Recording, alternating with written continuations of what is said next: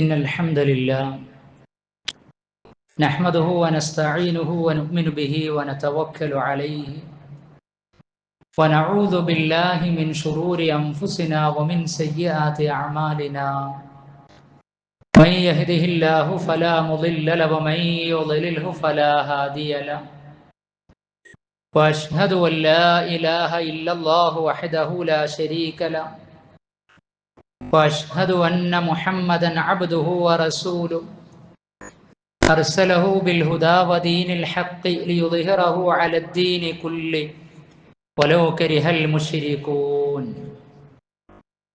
اللهم صل على محمد وعلى آل محمد كما صليت على إبراهيم وعلى آل إبراهيم إنك حميد مجيد اللهم بارك على محمد وعلى آل محمد كما باركت على إبراهيم وعلى آل إبراهيم إنك حميد مجيد أما بعد فإن خير الكلام كلام الله وخير السنن سنن محمد صلى الله عليه وسلم وشر الأمور محدثاتها وكل محدثة بدعة وكل بدعة ضلالة وكل ضلالة في النار يا أيها الذين آمنوا اتقوا الله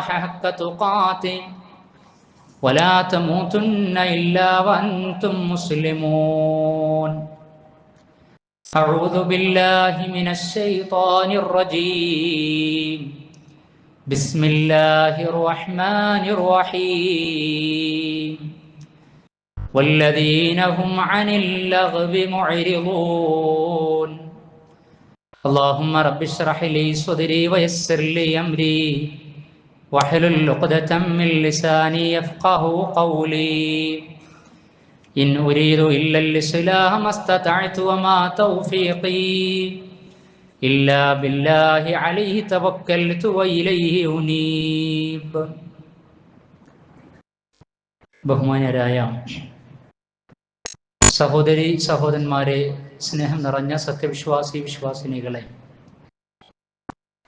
പരമകാരുണികനും കരുണാവാരിധിയുമായ പടച്ച റബ്ബിന്റെ പരിശുദ്ധമായ ദീനീ വിധിവിലക്കുകളെ ജീവിതത്തിന്റെ സർവ്വ സന്ദർഭങ്ങളിലും പാലിച്ച്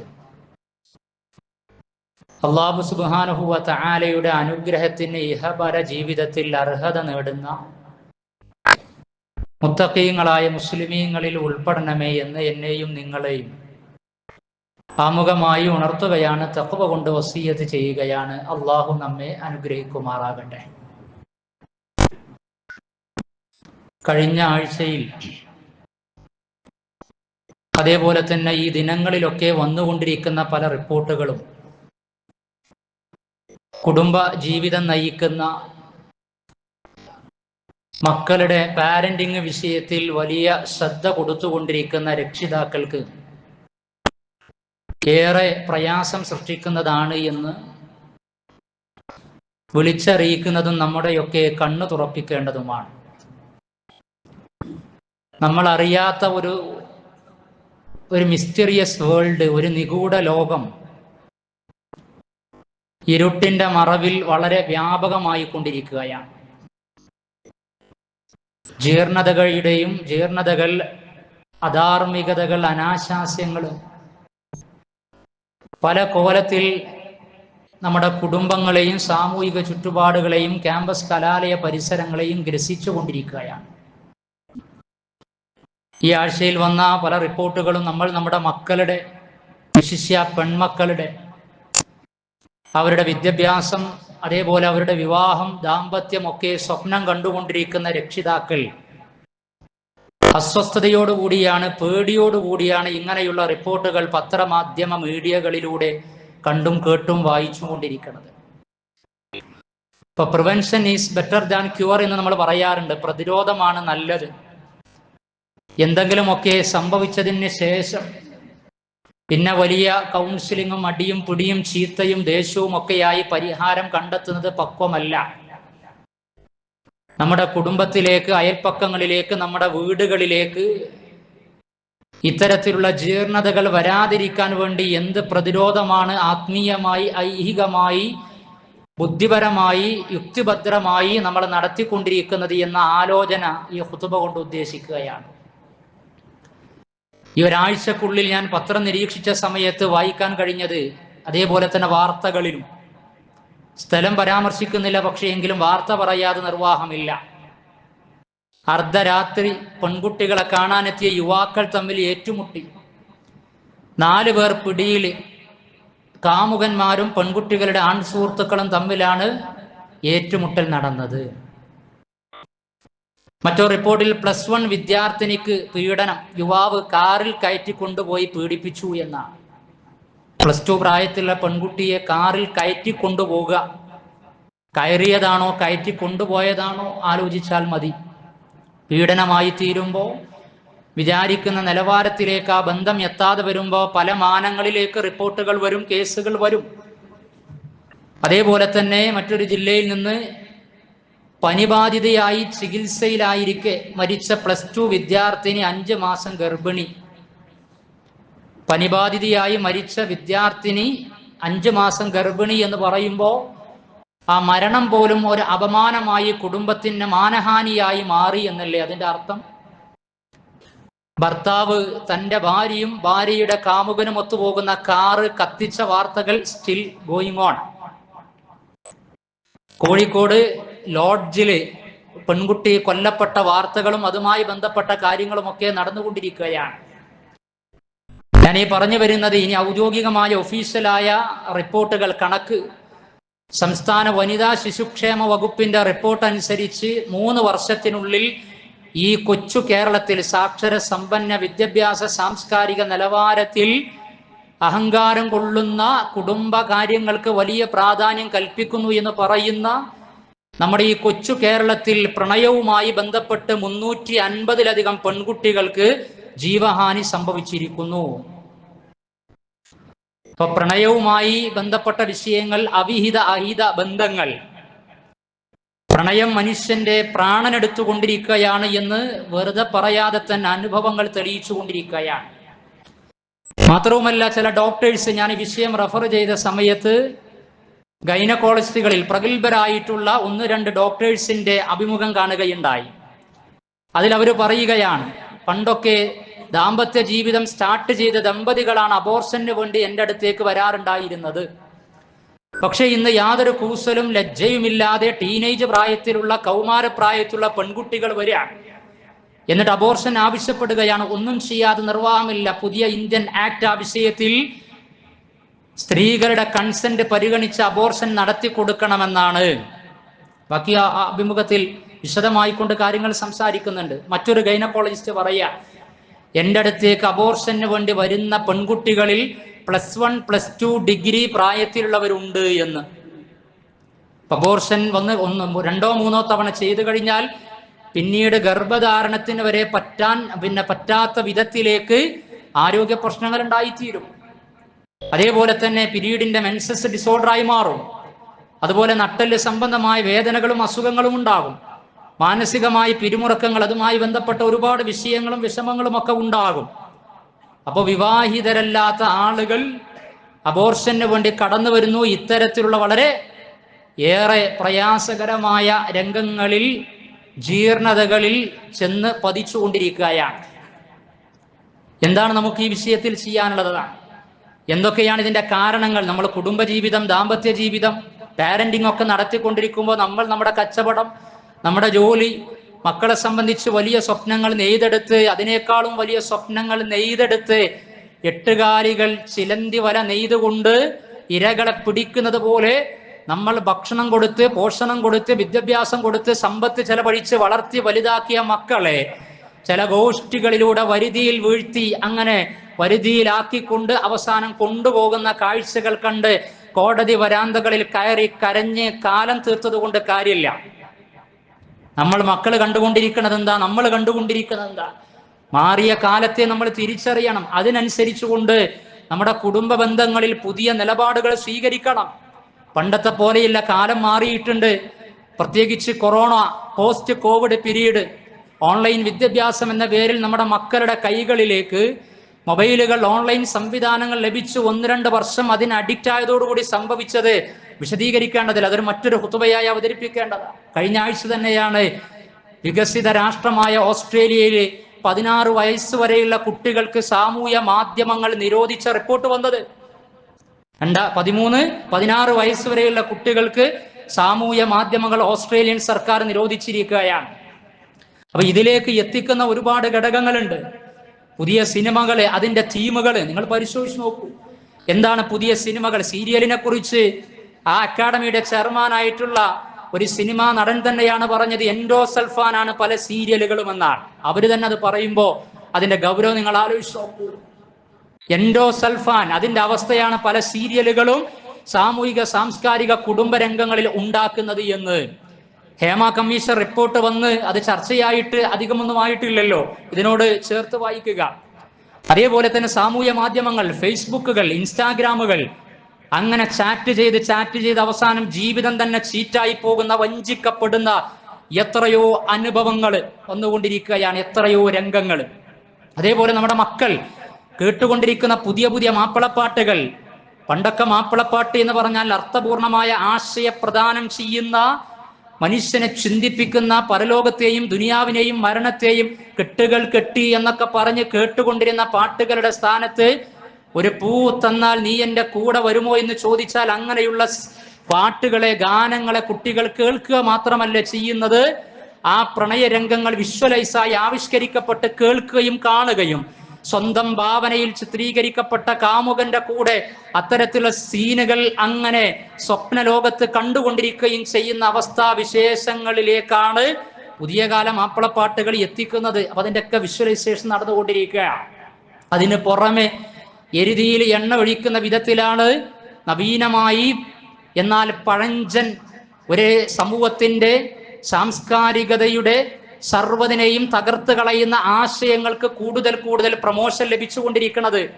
ലിബറലിസത്തിന്റെ പേരിൽ LGBTQAI++, ജെൻഡർ ന്യൂട്രാലിറ്റി, അതേപോലെ തന്നെ XY മുസ്ലിം എന്ന് പറഞ്ഞുകൊണ്ട് അവരുടെ പ്രസ്താവനകൾ നമ്മുടെ മക്കൾ കേൾക്കുന്നത് എന്താണ്, കാണുന്നത് എന്താണ്, വായിക്കുന്നത് എന്താണ്, അവരുടെ ഐക്കണുകൾ ആരാണ്, അവരുടെ ട്രെൻഡ് എന്താണ്, അവരുടെ അഭിരുചി എന്താണ്, അവരുടെ ജീവിത വീക്ഷണം എന്താണ്, ദാമ്പത്യ കുടുംബ ജീവിതത്തെ കുറിച്ചുള്ള കാഴ്ചപ്പാട് എന്താണ്, ചോദിക്കണം, അന്വേഷണം നടത്തണം, ആലോചനകൾ നടത്തണം നമ്മൾ. കാരണം അവർ ഇതൊക്കെയാണ് കണ്ടുകൊണ്ടിരിക്കുന്നത് ഇൻസ്റ്റാഗ്രാമുകളിലൂടെ. യൂട്യൂബ് അക്കൗണ്ട്, എത്ര യൂട്യൂബ് അക്കൗണ്ടുകളാണ്. സർവതന്ത്ര സ്വതന്ത്ര ആശയങ്ങൾ പ്രകടിപ്പിക്കുന്ന ആളുകൾ, അവർക്ക് ഒരു ലക്കും ലഗാനുമില്ലാതെ നാൽക്കാലികൾക്ക് സമാനമായ ഉലൈക കൽഅൻആം, മനുഷ്യനല്ല, my body is my choice, എന്റെ ശരീരം എന്റെ ചോയ്സാണ്. വിശക്കുന്ന സമയത്ത് വിശപ്പിന് പരിഹാരം ഭക്ഷണമാണ് എങ്കിൽ ലൈംഗിക വിശപ്പുണ്ടാകുമ്പോൾ അതിന്റെ ലൈംഗിക ചോദനയെ അടക്കുന്നതിന് വേണ്ടി ബന്ധനമായി തീരുന്ന വിവാഹത്തിന്റെ ആവശ്യമില്ല എന്നും അതിനൊരു നിശ്ചിത സമയത്തേക്കുള്ള ലൈംഗിക ബന്ധം കൊണ്ട് തന്നെ ആ ആഗ്രഹത്തിന് സഫലീകരണം ഉണ്ടാകുമെന്ന് ചിന്തിച്ചു കൊണ്ടിരിക്കുന്നവരിൽ ഉത്തമ സമൂഹത്തിൽ നിന്നുള്ള ആളുകൾ ഉണ്ട് എന്ന് പറഞ്ഞാൽ അത് അധികമാവുകയില്ല. ഇനി അതിന്റെ കൂടെ നമ്മുടെ മക്കൾ പഠിക്കുന്ന സിലബസുകൾ എന്താ? ഞാൻ അടുത്ത വർഷം 9ാം ക്ലാസ്സിൽ പഠിക്കാൻ പോകുന്നത് എന്താ? 9ാം ക്ലാസ്സിൽ സർക്കാർ സംവിധാനങ്ങൾ വലിയ വിദ്യാഭ്യാസ വിചക്ഷണ ബുദ്ധിജീവികൾ എന്ന് പറഞ്ഞുകൊണ്ട് ജെൻഡർ ന്യൂട്രാലിറ്റി, ലിംഗസമത്വം പഠിപ്പിക്കുകയാണ്. ലിംഗനീതിയാണ് വേണ്ടത്. അവിടെ ലിംഗസമത്വം 18 വയസ്സ് വരെ കുട്ടികൾ പ്രായപൂർത്തിയാകുന്നത് വരെ ആൺകുട്ടി പെൺകുട്ടി എന്ന് പറയരുത് എന്നാണ്. യൂണിസെക്സ് ടോയ്ലറ്റുകൾ, ആൺകുട്ടികൾക്കും പെൺകുട്ടികൾക്കും ഒരേ ടോയ്ലറ്റ്, ഒരേ സീറ്റിലിരിക്കുക, ഒരേ ബെഞ്ചിലിരിക്കുക. TTC, B.Ed, കോളേജ്, എഞ്ചിനീയറിംഗ് എല്ലാ ഇടങ്ങളിലേക്കും അത്തരത്തിലുള്ള ചിന്തകൾ കൊണ്ടുപോകുക. അതിന് ആ കൗമാരത്തിന്റെ അപക്ക പ്രായം തന്നെ ഉപയോഗപ്പെടുത്തി ഇത് തിയറികളായി പഠിപ്പിച്ചുകൊണ്ടിരിക്കുകയാണ്. സർക്കാർ പരിഹരിക്കാനുള്ള എന്തൊക്കെ വിഷയങ്ങളുണ്ട്, വർഗീയതയും അതും ഇതും, അതേപോലെ തന്നെ എല്ലാ കഥകളും ഒക്കെ പ്രചരിപ്പിച്ച കാര്യങ്ങളിൽ പരിഹാരം കാണേണ്ടടുത്ത് പരിഹാരം കാണാതെ ഗിനിപ്പന്നികളാക്കി, പരീക്ഷണ വസ്തുക്കളാക്കി ഹൈസ്കൂൾ പ്രായത്തിലൂടെ നമ്മുടെ മക്കളെ മാറ്റാൻ വേണ്ടി ഹിഡൻ അജണ്ടകൾ നടപ്പിലായിക്കൊണ്ടിരിക്കുകയാണ്. അവിടെ എന്താ വരുന്നത്? ആൺകുട്ടി പെൺകുട്ടി എന്ന വേർതിരിവൊന്നും വേണ്ട, എല്ലാവർക്കും ഒരുമിച്ചിരിക്കാം, എന്തും ആസ്വദിക്കാം. അത് ലിവിങ് ടുഗദറിലേക്ക്, ഒരുമിച്ച് ജീവിക്കുന്നതിലേക്ക് എത്തിക്കും. +2 പ്രായത്തിലുള്ള പെൺകുട്ടി പനി ബാധിച്ച് മരിക്കുമ്പോൾ 5 മാസം ഗർഭിണിയാണ് എന്ന് പറയുമ്പോൾ അതിലേക്കൊക്കെ എത്തിക്കുന്ന ആശയ പരിസരം ഏതാണ് എന്നതിനെ കുറിച്ച് കൃത്യമായി ബോധമുണ്ടാകണം. ഈ പറഞ്ഞ കാര്യങ്ങൾ അതിന്റെ പുറമെ നിയമപരിരക്ഷ ഉണ്ട്. ഇവിടെ നിക്കാവുമായി ബന്ധപ്പെട്ട് കല്യാണപ്രായവുമായി ബന്ധപ്പെട്ടൊക്കെ പല ചർച്ചയും നടന്നു. പക്ഷേ ഏത് പ്രായത്തിലായാലും 15 വയസ്സായാലും 16 വയസ്സായാലും 18 വയസ്സായാലും 20 വയസ്സായിരുന്നാലും ഉഭയസമ്മതപ്രകാരമാണ് ജീവിക്കുന്നത് എങ്കിൽ, ലിവിങ് ടുഗദർ എങ്കിൽ പ്രത്യേകിച്ച് ഒരു പ്രശ്നവുമില്ല, അവർക്ക് നിയമപരിരക്ഷ ലഭിക്കുമെന്ന. ഇതൊക്കെ എത്തിച്ചുകൊണ്ടിരിക്കുന്നത് ഏത് ലോകത്തേക്കാണ്? കുട്ടികളുടെ മനസ്സും മനഃശാസ്ത്രവും വെച്ച് നമ്മൾ ആലോചിക്കുക. അതേപോലെ ഇതിൻ്റെ കൂടെ ആത്മീയവും വൈജ്ഞാനികവും ജീവിതാനുഭവങ്ങളുടെ ബോധ്യക്കുറവുമൊക്കെ ഉണ്ടായിക്കഴിഞ്ഞാൽ പിന്നെ ഈ വിഷയത്തിൽ നമ്മുടെ മക്കൾ, പുതിയ തലമുറ, ഈ പ്രായത്തിലുള്ള പെൺകുട്ടികൾ, ആൺകുട്ടികൾ, അവരൊക്കെ എവിടെ എത്തുമെന്ന് നമ്മൾ ആലോചിക്കുക. എന്താ ഇതിന് പരിഹാരം? വിഷയം ഗൗരവമാണെങ്കിൽ അതിൻ്റെ പരിഹാരം എന്താ? നമ്മൾ ഇസ്ലാമിക ഉമ്മത്ത് എന്ന നിലക്ക് ഇങ്ങനെയുള്ള വിഷയങ്ങൾ നമ്മൾ അറിഞ്ഞും അറിയാതെ, ഇതിപ്പോൾ ഏതെങ്കിലും ജില്ലകളിലും സ്ഥലങ്ങളിലും മാത്രമല്ല, ഇതൊക്കെ നമ്മുടെ വീടുകളിലേക്ക് വരാൻ തുടങ്ങിയിട്ടുണ്ട്. അതേപോലെ തന്നെ നമ്മുടെ അയൽപ്പക്കങ്ങളിലേക്ക് വരാൻ തുടങ്ങിയിട്ടുണ്ട്. സാമൂഹ്യ മാധ്യമങ്ങളിലൂടെ മതം മാറി അതല്ലാതെയും ഒക്കെ പ്രണയം തഴിച്ച് ഉമ്മമാരുടെ അമ്മമാരുടെ കണ്ണുനീര് കാണുന്ന സമയത്ത് വിലപിച്ച് ആവേശം കാണിച്ചതുകൊണ്ട് കാര്യമില്ല. നമ്മളിൽ തുടങ്ങണം. കാലം അങ്ങനെയാ, ലോകം അങ്ങനെയാ, ആളുകൾ അങ്ങനെയാ. ഇനി എന്ത് ചെയ്യുമെന്ന് അന്തം വിട്ട് അമാന്തിച്ച് നിന്നിട്ട് കാര്യമില്ല. നമ്മളിൽ നിന്ന് തുടങ്ങണം. ഞാൻ നന്നായി കഴിഞ്ഞാൽ എന്നിലൂടെ എൻ്റെ കുടുംബം നന്നാകും. അങ്ങനെ എല്ലാ രക്ഷിതാക്കളും ചിന്തിച്ച് ഒരുപാട് കുടുംബങ്ങൾ നന്നായി കഴിഞ്ഞാൽ ഒരു സമൂഹം, ഒരു മഹല്ല്, ഒരു പ്രദേശം എന്ന് പറയുന്നത് ഒരുപാട് കുടുംബങ്ങൾ കൂടിയതാണ്. ഒരു സമൂഹത്തിന്റെ ചെറിയ യൂണിറ്റ് എന്ന് പറയുന്നത് ഫാമിലിയാണ്. കുടുംബരംഗങ്ങളിൽ സാംസ്കാരികവും ധാർമ്മികവും ലൈംഗികവുമായ കൃത്യമായ പഠന ചർച്ചകൾ നടന്നു കഴിഞ്ഞാൽ ഇത്തരത്തിലുള്ള രംഗങ്ങളിൽ നിന്ന് മാറ്റി നിർത്താൻ കഴിയും. എന്നിട്ട് ലക്ഷ്യബോധം നിർണയിച്ചു കൊടുക്കാൻ പറ്റും. അതിനെന്ത് വേണം? നമ്മുടെ വീടുകൾ വീടുകളായി മാറണം. കോൺക്രീറ്റ് കെട്ടിടങ്ങളാക്കിയത് മാറ്റരുത്. വീടുകളിൽ സ്നേഹം ലഭിക്കണം. സ്നേഹത്തിന് വേണ്ടി പുറത്തു പോകുന്ന അവസ്ഥ നമ്മുടെ മക്കൾക്ക് ഉണ്ടാകാൻ പാടില്ല. നിങ്ങൾ ഒരുമിച്ചിരുന്ന് ഭക്ഷണം കഴിക്കണം. ആ ഒരുമിച്ചിരുന്ന് ഭക്ഷണം കഴിക്കുന്നതിൽ ബറക്കത്തുണ്ട് എന്നാണ്. നമ്മളും മക്കളും ഒരുമിച്ച് ഭക്ഷണം കഴിക്കുന്ന സീൻ, അങ്ങനെയുള്ള ഒരു രംഗം, കാഴ്ച എത്ര വീടുകളിലുണ്ട്. ഓഫ് ഡേകളിൽ അതിന്റെ പുറമെ തിരക്കുകൾ ഉണ്ടാകും. ഓഫ് ഡേകളിലും തിരക്കാണ്. നമ്മൾ മക്കൾക്ക് സമയം സ്പെൻഡ് ചെയ്യാൻ കഴിയുന്നില്ല, ഇണകൾക്ക് സമയം കൊടുക്കാൻ കഴിയുന്നില്ല, മക്കളെ ടച്ച് ചെയ്യാൻ കഴിയുന്നില്ല, മക്കൾക്കൊരു സ്പർശനം കൊടുക്കാൻ നമുക്ക് കഴിയുന്നില്ല. എന്നിട്ട് പറയാ, ഞാനിതൊക്കെ കൊടുത്തു, വിദ്യാഭ്യാസം കൊടുത്തു, എല്ലാം കൊടുത്തു, വസ്ത്രം കൊടുത്തു, എല്ലാ ആഗ്രഹങ്ങൾക്കും ഞാൻ കൂടെ നിന്ന് അവൾ എന്നെ പറ്റിച്ച് വഞ്ചിച്ച് പോയില്ലേ എന്ന് കൊടുക്കേണ്ട വിധത്തിൽ കൊടുക്കാൻ സാധിച്ചിട്ടില്ല. മതപരമായും അതേപോലെ തന്നെ വൈകാരികമായും ഇമോഷണലായും അറ്റാച്ച്മെന്റിന്റെ അടിസ്ഥാനത്തിൽ കൊടുക്കേണ്ട പ്രായത്തിലും സമയത്തിലും കൊടുക്കാൻ കഴിഞ്ഞില്ല. പ്രവാചകൻ സല്ലല്ലാഹു അലൈഹി വസല്ലമയുടെ കരളിന്റെ കഷ്ണമായ ഫാത്തിമ റളിയല്ലാഹു അൻഹ വീട്ടിലേക്ക് വരുമ്പോ താനിരിക്കുന്ന സ്ഥലത്ത് ഇരുത്തി അതിന്റെ മുമ്പ് ഫാത്തിമയുടെ വിശേഷങ്ങൾ ചോദിച്ച് നെറ്റിത്തടത്തിൽ ചുംബനം കൊടുത്തുകൊണ്ട് ഫാത്തിമ റളിയല്ലാഹു അൻഹയെ താൻ ഇരിക്കുന്നിടത്ത് കൂടെ ഇരുത്തിക്കൊണ്ട് വിശേഷം ചോദിക്കുന്ന ഒരു പിതാവെന്ന പ്രവാചകനെ നിങ്ങൾ ചിത്രീകരിച്ചു നോക്കൂ. നമ്മൾ എന്ത് പാരന്റിങ്ങാ പെൺമക്കളുടെ വിഷയത്തിൽ എടുത്തത്, ആൺകുട്ടികളുടെ വിഷയത്തിൽ നമ്മൾ എടുത്തിട്ടുള്ളത് കൃത്യമായി നമ്മൾ ആലോചിക്കണം. മുൻഗാമികളിൽ നിന്ന് റിപ്പോർട്ട് ചെയ്യപ്പെട്ട പാരന്റിങ്ങിന്റെ പുതിയ കാല കൗൺസിലിംഗ് സെന്ററുകളിലേക്കൊന്നും പോകണ്ട. ഈ സൈക്കോളജിയൊക്കെ മതപരമായി ഹദീസുകളുടെയും ആയത്തുകളുടെയും അടിസ്ഥാനത്തിൽ പഠിപ്പിക്കപ്പെട്ട നിരവധി ഗ്രന്ഥങ്ങളുണ്ട്. നമ്മൾ ഇസ്ലാമിക ഉമ്മത്താൻ ഏത് വിഷയത്തിലും ദിശാബോധം ലഭിക്കപ്പെട്ടതാ. അതുകൊണ്ടല്ലേ ഉമർ റളിയല്ലാഹു അൻഹു ആണ് എന്ന് പറയുന്നുണ്ട്, അബ്ദുൽ മലിക് ഇബ്നു മർവാൻ ആണ് എന്ന് പറയുന്നുണ്ട്. ഏതായാലും റിപ്പോർട്ട് ചെയ്യപ്പെട്ടതിൽ നമ്മുടെ മക്കളെ വളർത്തുന്ന സമയത്ത് ആദ്യത്തെ 7 വയസ്സ് 7 വർഷം അവരുടെ കൂടെ കളിച്ച് സമയം കൊടുത്ത് പ്രവാചകൻ സല്ലല്ലാഹു അലൈഹി വസല്ലമ പേരക്കുട്ടികളായ ഹസൻ ഹുസൈൻ റളിയല്ലാഹു അൻഹുമാ അവരെ ഒട്ടകമായി കളിപ്പിച്ചതുപോലെ 7 വയസ്സ് വരെ കൊഞ്ചലും കുഴയലുമായി മക്കൾക്ക് സമയം ഇൻവെസ്റ്റ് ചെയ്ത് അവരുടെ മനോഹരമായ നിമിഷങ്ങൾ അനുഭവിക്കാൻ നമുക്ക് കഴിയണം, കൊടുക്കാനും കഴിയണം.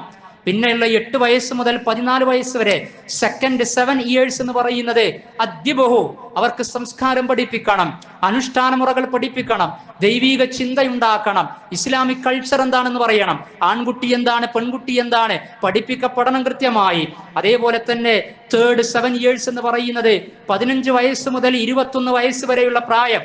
സാഹിബുഹു, നിങ്ങൾ അവരുടെ സുഹൃത്തുക്കളായി മാറണമെന്ന രക്ഷിതാക്കൾക്കുള്ളതാ. അപ്പയും ഉമ്മയും ചെയ്യേണ്ടതാ.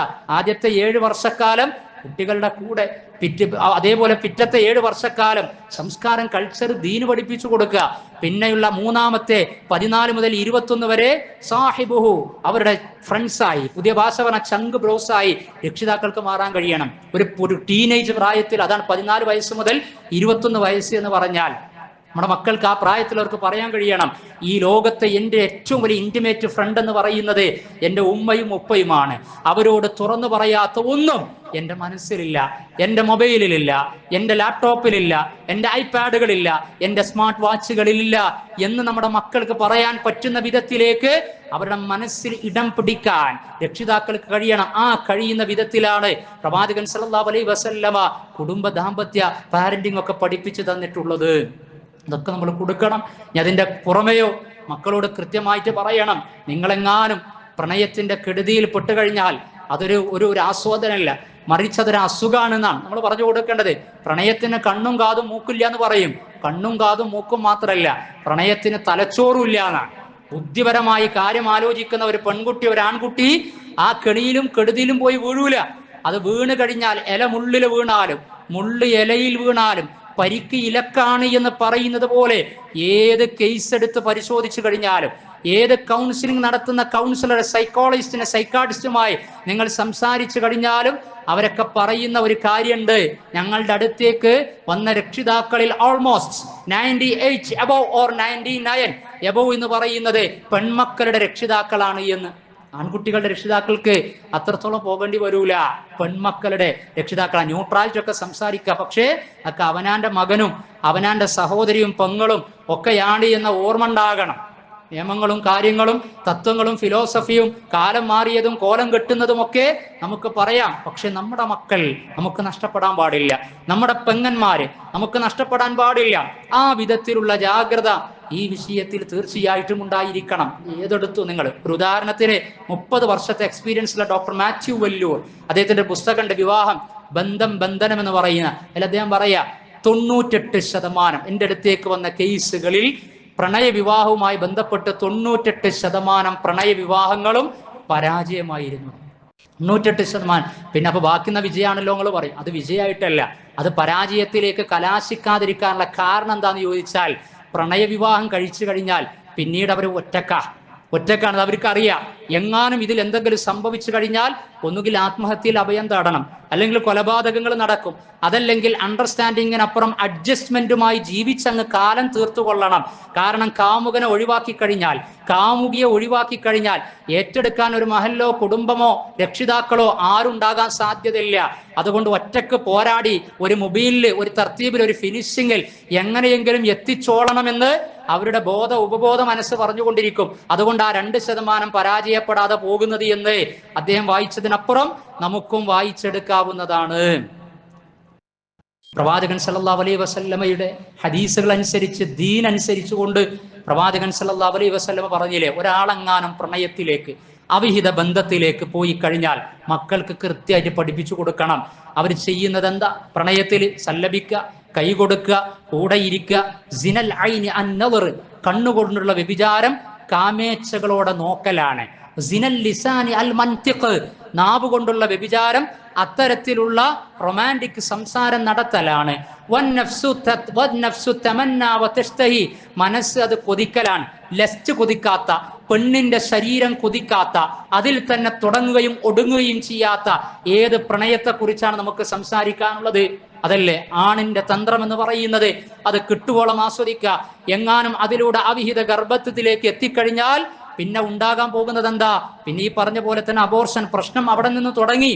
മാത്രമല്ല, ഇത് സെലക്ഷൻ നടത്തുമ്പോൾ തന്നെ അവിടുന്ന് തന്നെ തുടങ്ങി. ആരുണ്ടാകൂല. പ്രണയത്തിലെത്തി അതിന്റെ പര്യവസാനം വിവാഹത്തിലേക്ക് എത്തിക്കഴിഞ്ഞാൽ തന്നെ എവിടെങ്കിലും പോയി ഹാരാർപ്പണം നടത്തുക, ഒളിച്ചോടി രജിസ്റ്റർ മാരേജ് നടത്തുക, അല്ലെങ്കിൽ പാർട്ടി ഓഫീസുകളിൽ നിന്ന് അങ്ങോട്ടും ഇങ്ങോട്ടും ഹാരാർപ്പണം നടത്തുക. ഇതിങ്ങനെ നടത്തി പോകുമ്പോൾ അവിടെ കുടുംബമില്ല, അവിടെ വലിയില്ല, അവിടെ മഹറില്ല, അവിടെ സന്തോഷമില്ല, അവിടെ ഒരു സംഘമല്ല.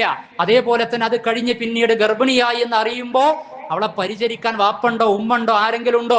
ആലോചിച്ച് നോക്കൂ നിങ്ങൾ. വല്ലാത്ത ടെൻഷനും പിരിമുറുക്കുകയാണ്. അതേ അവസരത്തിൽ ഇസ്ലാമികമായി പ്രവാചക വചനങ്ങൾ അനുസരിച്ച്, വിശുദ്ധ ഖുർആനിന്റെ ആയത്തുകൾ അനുസരിച്ച് ദാമ്പത്യ ജീവിതത്തിലേക്ക് പ്രവേശിക്കുകയാണെങ്കിൽ അതിന്റെ ഉത്തരവാദിത്വവും കുഫുവും ഏറ്റെടുക്കുന്നത് ജീവിതത്തിന്റെ അനുഭവ സമ്പത്തുള്ള രക്ഷിതാക്കളാണ്. വാപ്പയും ഉമ്മയും അന്വേഷണം നടത്തും, വലിയ അന്വേഷണം നടത്തും. തൻ്റെ മകൾക്ക് വേണ്ടത് ആരാണ് എന്ന് അന്വേഷണം നടത്തി ഐഹികവും പരലോകമോക്ഷവും ഉറപ്പുവരുത്താൻ സാധിക്കുന്ന ഒരുത്തന്റെ കൈകളിലേക്കാണ് ഏൽപ്പിച്ചു കൊടുക്കുക. അവിടെ എന്ത് സംഭവിച്ചാലും പിന്നീട് ചർച്ചക്ക് വകുപ്പുണ്ട്. മാത്രമല്ല, അങ്ങനെയുള്ള പ്രകൃതിപരമായ ഇണജീവിതത്തിലേക്കുള്ള നിക്കാഹിന്റെ കല്യാണത്തിന്റെ വേളകൾ എന്ന് പറയുന്നത് അവർ പുതിയാപ്പിളയും പുതിയണ്ണുമായി മാറുക. അത് മക്കൾക്ക് കൊടുക്കേണ്ടതാണ്, മക്കളും മനസ്സിലാക്കേണ്ടത്. അവരെ അവിടെ കുടുംബങ്ങൾ ഒരുമിച്ച് ചേരുകയാണ്. എത്രമേൽ സന്തോഷ നിമിഷങ്ങളാണത്. അവിടെ പുതിയാപ്പിളയും പുതിയണ്ണും രാജാവിനും രാജ്ഞിക്കും പിന്നെ ആ രൂപത്തിലേക്കായിത്തീരുകയാണ്, അല്ലെങ്കിൽ അങ്ങനെ വായിക്കപ്പെടുകയാണ്. അവർ ഹീറോകളായി മാറുകയാണ്. ഇത് പ്രണയവിവാഹത്തിൽ കിട്ടുമോ, ഒളിച്ചോട്ടത്തിൽ കിട്ടുമോ?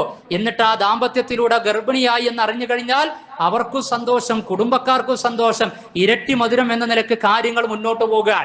എന്നാൽ പ്രണയത്തിലൂടെ, അവിഹിത ബന്ധത്തിലൂടെ ഗർഭിണിയായി എന്ന് അറിഞ്ഞു കഴിഞ്ഞാൽ എറണാകുളത്ത് ഫ്ലാറ്റിന്റെ 4ാമത്തെ നിലയിൽ നിന്ന് കുഞ്ഞിനെ താഴേക്കിടുകയാണ്.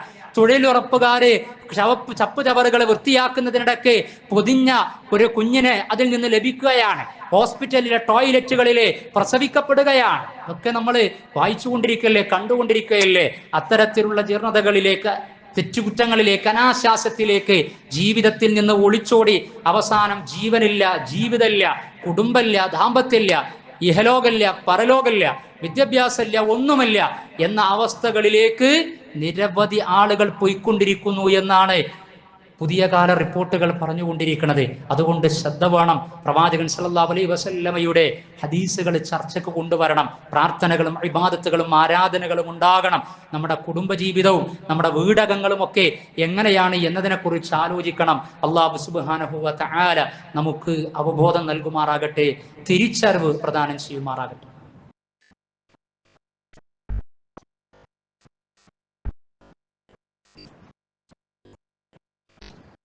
അൽഹംദുലില്ലാ ഹംദൻ കസീറൻ തയ്യിബൻ മുബാറകൻ ഫീ കമാ യുഹിബ്ബു റബ്ബുനാ വയർളാ വഅശ്ഹദു അൻ ലാ ഇലാഹ ഇല്ലല്ലാഹു വഹ്ദഹു ലാ ശരീക ലഹു സ്വല്ലല്ലാഹു അലാ നബീനാ മുഹമ്മദിൻ വഅലാ ആലിഹി വസഹ്ബിഹി വമൻ തബിഅഹും ബിഇഹ്സാനിൻ ഇലാ യൗമിദ്ദീൻ. സ്നേഹം നിറഞ്ഞ സഹോദരി സഹോദരന്മാരെ, സത്യവിശ്വാസികളെ, ഒന്നാമത്തെ ഖുതുബയിൽ സൂചിപ്പിച്ച വിഷയവുമായി ബന്ധപ്പെട്ട് ചില കാര്യങ്ങൾ കൂടി ഇൻഷാ അല്ലാഹ് പങ്കുവെക്കാനുണ്ട്. അത് അടുത്ത ഖുതുബയിൽ സംസാരിക്കാവുന്നതാണ്. ഇന്ന് December 6 December 6 1992 December 6 Babri Masjid തകർക്കപ്പെട്ടത്. രാഷ്ട്ര ശരീരത്തിനേറ്റ വലിയ മുറിവാണ് ബാബരി മസ്ജിദിന്റെ ധ്വംസനമെന്ന് നമുക്കറിയാം. അത് കർസേവ നടത്തി വളരെ പ്ലാനിങ്ങോടുകൂടി തകർത്ത് കളഞ്ഞു. 450 വർഷത്തോളം ഫൈസാബാദിന്റെ മണ്ണിൽ ഉയർന്നു നിന്ന, 421 വർഷത്തോളം ബാങ്കുലി മുഴക്കപ്പെട്ട ആ തിരുഗേഹം, 126 വർഷം നീണ്ട നിയമ പോരാട്ടങ്ങൾ, അങ്ങനെ മുന്നോട്ട് പോയി അവസാനം 2019 നവംബർ 9 ബഹുമാനപ്പെട്ട പരമോന്നത കോടതി, സുപ്രീം കോടതിയുടെ വിചിത്രമായ വിധിന്യായത്തിലൂടെ പൊളിച്ച ആളുകൾക്ക്, തകർത്ത ആളുകൾക്ക്, കോടതി തന്നെ ക്രിമിനലുകൾ എന്ന് രേഖപ്പെടുത്തിയ ആളുകൾക്ക് വിട്ടുകൊടുത്തു. ഇസ്ലാമിക സമൂഹം അതിൽ സംയമനം കാണിച്ചു, സഹനം അവലംബിച്ചു. അതുമായി ബന്ധപ്പെട്ട വിഷയങ്ങളും കാര്യങ്ങളും ഒക്കെ നമുക്കറിയാവുന്നതാണ്. കാരണം ഈ രാഷ്ട്രത്തിന്റെ അഖണ്ഡത ഇനിയും വിള്ളൽ വരാൻ പാടില്ല. ബാബരി മസ്ജിദിന്റെ പേര് പറഞ്ഞ് പൊളിറ്റിക്കൽ താല്പര്യങ്ങൾക്ക് വേണ്ടി ഒരു മസ്ജിദ് ദുരുപയോഗപ്പെടുത്തപ്പെട്ടുകൂടാ എന്ന ഇസ്ലാമിക ഉമ്മത്തിന്റെ ഉയർന്ന കാഴ്ചപ്പാടാണ് ആ വിധി വന്നപ്പോഴൊക്കെ സംയമനത്തിൽ നമ്മൾ കണ്ടത്. 1949 നവംബർ 26 ഇന്ത്യൻ ഭരണഘടന, അസംബ്ലി ഭരണഘടന അംഗീകരിച്ചു. ആ നവംബർ കഴിഞ്ഞ് ഡിസംബറിൽ 1949 ഡിസംബറിലാണ് ബാബരി മസ്ജിദിലേക്ക് ആദ്യമായി ഒരു ബിംബം കൊണ്ടുപോയി വെക്കുന്നതും പിന്നെ പ്രശ്നമുണ്ടാക്കുന്നതും അവസാനം അത് പൂട്ടിയിടപ്പെടുന്ന അവസ്ഥകളിലേക്കൊക്കെ എത്തിച്ചേരുന്നതും. അത് നമ്മുടെ ജനാധിപത്യത്തിന് വലിയ പ്രയാസം ഉണ്ടാക്കി. മതനിരപേക്ഷത, മതേതരത്വം അത് മുസ്ലിങ്ങൾ മാത്രമല്ല എല്ലാവരും എപ്പോഴും പറഞ്ഞുകൊണ്ടിരിക്കുന്നതാണ്. നമ്മുടെ മുൻ പ്രസിഡന്റ്, രാഷ്ട്രപതി സ്വതന്ത്ര ഇന്ത്യയിൽ സംഭവിച്ച ദാരുണമായ 2 സംഭവങ്ങൾ എന്ന് പറഞ്ഞ് ഗാന്ധി വധവും അതേപോലെ തന്നെ ബാബരി മസ്ജിദിന്റെ ധ്വംസനവും ഡോക്ടർ KR നാരായണൻ. മാത്രവുമല്ല, ശ്രീരാമന്റെ ദുഃഖനം എന്ന് പറയുന്ന പുസ്തകത്തിൽ സോഷ്യലിസ്റ്റ് നേതാവ്, ചിന്തകന്, പ്രഭാഷകന്, രാഷ്ട്രീയ പ്രവർത്തകനൊക്കെ ആയിരുന്ന MP വീരേന്ദ്രകുമാർ, അദ്ദേഹം പോലും പറഞ്ഞത് 1992 ഡിസംബർ 6 ഇന്ത്യ ചരിത്രത്തിലെ എന്നല്ല ലോക ചരിത്രത്തിലെ തന്നെ ശപിക്കപ്പെട്ട ഇരുണ്ട ദിനമാണ്. അപമാനമേറ്റ് ഭാരതീയന് ലോകത്തിന്റെ മുമ്പിൽ ലജ്ജിച്ച് തല താഴ്ത്തേണ്ടി വന്ന ദുർദിനം. രാമന്റെ ദുഃഖം എന്ന പുസ്തകത്തിലെ 17ാമത്തെ പേജിലൂടെ അദ്ദേഹം പറയാം. അപ്പൊ ഇതൊക്കെ എല്ലാവരും പറഞ്ഞു വെച്ചതാണ്. ഇത് ഈ സമയത്ത് ഓർക്കാനുള്ള കാരണം എന്താ? ബ്രിട്ടീഷുകാർ അന്ന് ബാബരി മസ്ജിദ് നിന്ന സ്ഥലം അവരുടെ ഭിന്നിപ്പിന്റെ വിദ്വേഷത്തിന്റെ ഡിവൈഡ് ആൻഡ് റൂളിന്റെ താല്പര്യത്തിന്റെ ഭാഗമായി കൊണ്ട് അത് രാമജന്മ സ്ഥലമാണ് എന്ന് പറഞ്ഞ് പ്രചരിപ്പിച്ച് ആ പ്രശ്നങ്ങൾ ഉണ്ടാക്കി ഈ കോലത്തിലേക്കൊക്കെ എത്തി. പക്ഷേ ബാബരി മസ്ജിദിന്റെ തീർപ്പ് കൊണ്ട് ആ പ്രശ്നം അവസാനിപ്പിക്കപ്പെടണമെന്നാണ് ജുഡീഷ്യറി സംവിധാനവും രാഷ്ട്രബോധമുള്ളവരൊക്കെ ആഗ്രഹിച്ചത്. ഇനി ഇങ്ങനെ ഒരു വിഷയം ഉണ്ടാകാൻ പാടില്ല. അതുകൊണ്ട് 1947 ഓഗസ്റ്റ് 15 ഇന്ത്യക്ക് സ്വാതന്ത്ര്യം കിട്ടിയ അന്ന് മുതൽ ഓരോ മതവിഭാഗത്തിന്റെയും കയ്യിൽ ഏതൊക്കെ ആരാധനാലയങ്ങളുണ്ടോ അതൊക്കെ അവരുടേത് തന്നെയാണ്. ഇനി ആരും അത് എക്സെപ്ഷൻ ബാബരി മസ്ജിദ് ഒഴികെ. അപ്പൊ അതല്ലാത്ത ഒന്നിലും ഇനി അവകാശവാദം ഉന്നയിക്കാൻ പാടില്ല എന്ന് 1991 ആരാധനാലയ പ്രൊട്ടക്ഷൻ നിയമത്തിലൂടെ രേഖപ്പെടുത്തപ്പെട്ടതാണ്. അത് വളരെ കൃത്യവും വ്യക്തവുമാണ്. അപ്പൊ അത് വ്യക്തമായി. പക്ഷെ അതിനുശേഷം ബാബരി മസ്ജിദ് പ്രശ്നം ഉണ്ടായി, അതിനും തീർപ്പുണ്ടായി. അന്യായമായിട്ടാണെങ്കിലും അവർ തീർപ്പിലെത്തി. പക്ഷേ ബാബരി മസ്ജിദിന്റെ വഴിയെ മറ്റ് പല പള്ളികളും കേന്ദ്രങ്ങളും പോകുന്നു എന്നതാണ് പ്രയാസപ്പെടുത്തുന്നത്. നമ്മൾ നിരാശപ്പെടേണ്ട. സെക്കുലറിസ്റ്റുകളായ മതനിരപേക്ഷതയുടെ മുന്നിൽ നിൽക്കുന്ന ഈ രാജ്യം നേരെ ചൊവ്വെ മുന്നോട്ട് പോകണമെന്ന് ആഗ്രഹിക്കുന്ന ആളുകളൊക്കെ അത്തരത്തിലുള്ള പ്രശ്നങ്ങളെ പ്രതിരോധിക്കാൻ ഉണ്ട് എന്നത് ആശാവഹമായ സംഗതിയാണ്. അതല്ലെങ്കിലും അങ്ങനെയാണ്. അതിൽ ബാബരി മസ്ജിദ് തകർത്ത മനുഷ്യൻ ബൽബീർ സിംഗ് മുഹമ്മദ് ആമിറായി ഇസ്ലാം മതം സ്വീകരിച്ച് അദ്ദേഹം പറഞ്ഞത് ബാബരി മസ്ജിദിന്റെ താഴികക്കുടത്തിന് മുകളിൽ കയറി മഴുകൊണ്ട് ആ മസ്ജിദ് തകർത്തവനാണ് ഞാൻ. എന്നാൽ ഞാൻ ഇതാ ഇസ്ലാം സ്വീകരിച്ചു. ഇനി എൻ്റെ ജീവിതത്തിന്റെ ബാക്കി ഭാഗം അതിന് ബദലായിക്കൊണ്ട് 100 പള്ളികളെങ്കിലും ഞാൻ നിർമ്മിക്കും. 91 പള്ളികളുടെ നിർമ്മാണം നടത്തി. 9 പള്ളികൾ കൺസ്ട്രക്ഷനിൽ. അദ്ദേഹം മരിച്ചുപോയി. ബൽബീർ സിംഗ് മുഹമ്മദ് ആമിറായി മാറി. അങ്ങനെ അതിൽ പങ്കെടുത്ത ആളുകൾ ഇസ്ലാം സ്വീകരിച്ച് അള്ളാഹുവിന്റെ വെളിച്ചത്തെ അങ്ങ് ഏതെങ്കിലും അന്യായവും വർഗീയ ധ്രുവീകരണവും അധികാരവും ഹുങ്കും കാണിച്ചുകൊണ്ട് ഇല്ലാതാക്കി കളയാമെന്ന് ആരെങ്കിലും വിചാരിക്കുന്നുണ്ട് എങ്കിൽ വല്ലാഹു മുത്തിമ്മു നൂരിഹി വലൗ കരിഹൽ കാഫിറൂൻ, നിഷേധികൾക്ക്, വർഗീയവാദികൾക്ക്, അഹങ്കാരികൾക്ക് എത്രമേൽ അനിഷ്ടകരമായിരുന്നാലും അള്ളാഹു അവന്റെ വെളിച്ചത്തെ നിലനിർത്തുക തന്നെ ചെയ്യും. ഈ രാഷ്ട്രത്തിന്റെ മണ്ണ് ജനാധിപത്യ മതേതരത്വത്തിന്റെ മണ്ണാണ്, മൈത്രിയുടെയും സാഹോദര്യത്തിന്റെയും മണ്ണാണ്.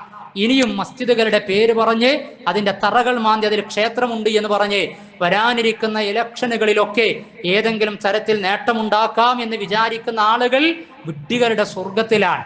രാമക്ഷേത്രം പണി കഴിപ്പിച്ച ഫൈസാബാദ് ലോക്സഭാ മണ്ഡലം കഴിഞ്ഞ ഇലക്ഷൻ അതിനുവേണ്ടി ശ്രമിച്ച ആളുകൾക്ക് കിട്ടിയില്ല. അല്ല, നിങ്ങൾ ആ ഇലക്ഷൻ അവർക്ക് വിജയിക്കാൻ കഴിഞ്ഞില്ല. പക്ഷെ പാഠം ഉൾക്കൊള്ളാൻ സാധിക്കുന്നില്ല. വാരണാസിയിലെ ഗ്യാൻവാപ്പി മസ്ജിദ്, മധുര ഷാഹി ഈദ്ഗാഹ്, അതേപോലെ തന്നെ സംബൽ ഷാഹി മസ്ജിദിൽ 6ഓളം ചെറുപ്പക്കാർ കൊല്ലപ്പെട്ടു. അതുപോലെ തന്നെ കമാൽ മൗല മസ്ജിദ്, ലക്നൌവിലെ ഠീലെ വാലി മസ്ജിദ്, ഡൽഹി ജുമാ മസ്ജിദ്, അങ്ങനെ ഞങ്ങളുടെ കയ്യിൽ 3000ഓളം മസ്ജിദുകളുടെ ലിസ്റ്റ് ഉണ്ട് എന്ന് പറയുകയാണ്.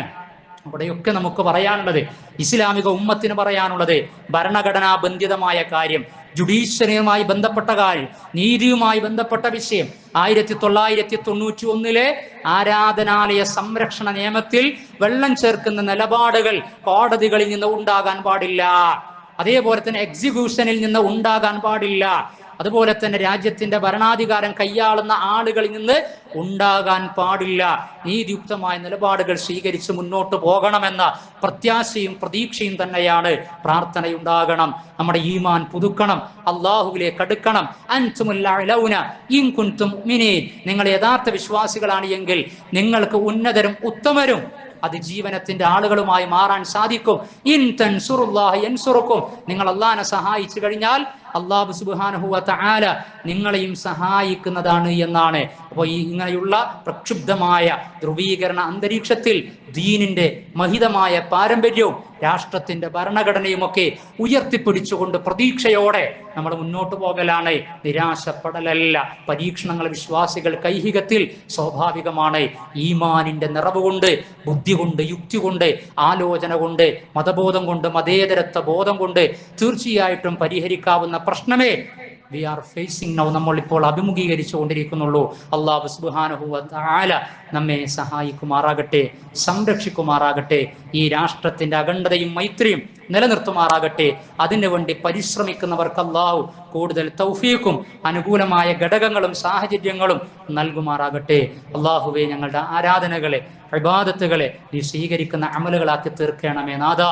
അല്ലാഹുവേ, നിന്നോട് തേടിക്കൊണ്ടിരിക്കുന്ന പ്രാർത്ഥനകൾ വിവിധ വിഷയങ്ങളിൽ നീ ഖബൂൽ ചെയ്യണമേ നാഥാ. അല്ലാഹുവേ, അറിവില്ലായ്മ കൊണ്ട് സംഭവിച്ച അപാകതകളെ, തെറ്റുകുറ്റങ്ങളെ ഞങ്ങൾക്ക് നീ പുറത്തു മാപ്പാക്കി തരണമേ. ഞങ്ങളിലെ രോഗികൾ അല്ലാഹുവേ, അവർക്ക് നീ ശമനം നൽകണമേ നാഥാ. ചികിത്സ തേടിക്കൊണ്ടിരിക്കുന്നവർ, മരുന്ന് കഴിച്ചുകൊണ്ടിരിക്കുന്നവർ അല്ലാഹുവേ, ഇത്തരത്തിൽ പ്രാർത്ഥന തരുണത്തിൽ ആഗ്രഹിക്കുന്ന ആളുകൾ, അവർ കഴിക്കുന്ന മരുന്ന് ഭൗതികമായ അതിൻ്റെ ശമന കാരണവും അനശ്വരമായ ശമനം നിന്റെ സവിധത്തിൽ നീ നൽകുകയും ചെയ്യണമേ നാഥാ. അല്ലാഹുവേ, അരക്ഷിതമായി കൊണ്ടിരിക്കുന്ന ഭൂമികകളെ, സ്ഥലങ്ങളെ, പ്രദേശങ്ങളെ നീ സംരക്ഷിതവും സഹവർത്തനത്തിലേക്കും എത്തിക്കണമേ നാഥാ. അല്ലാഹുവേ, ഫലസ്തീനിന്റെ മണ്ണ് ജന്മനാടിന്റെ പോരാട്ടത്തിലാണ്, വഴിത്തിരിവുകളിലൂടെയാണ്. ഒരു വർഷം പിന്നിടുന്ന പോരാട്ടത്തിൽ ഇനിയും സയനിസ്റ്റുകൾക്ക് വിജയിക്കാൻ സാധ്യമല്ല.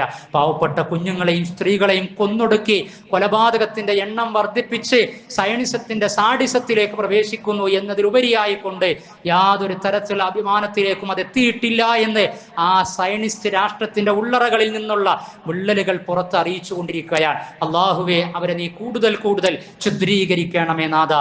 നല്ല ലക്ഷ്യത്തിന് വേണ്ടി അധ്വാനിക്കുന്ന, പോരാടുന്നവർക്ക് നീ സ്ഥായി ഭാവം കൊടുക്കണമേ നാഥാ. അവരിലൂടെ നീ വിമോചനം സാധ്യമാക്കണമേ. അല്ലാഹുമ്മ ഗ്ഫിർ ലിൽ മുഅ്മിനീന വൽ മുഅ്മിനാത്ത് വൽ മുസ്ലിമീന വൽ മുസ്ലിമാത്ത് അൽ അഹ്യാഇ മിൻഹും വൽ അംവാത്ത് ഇന്നക മുജീബ്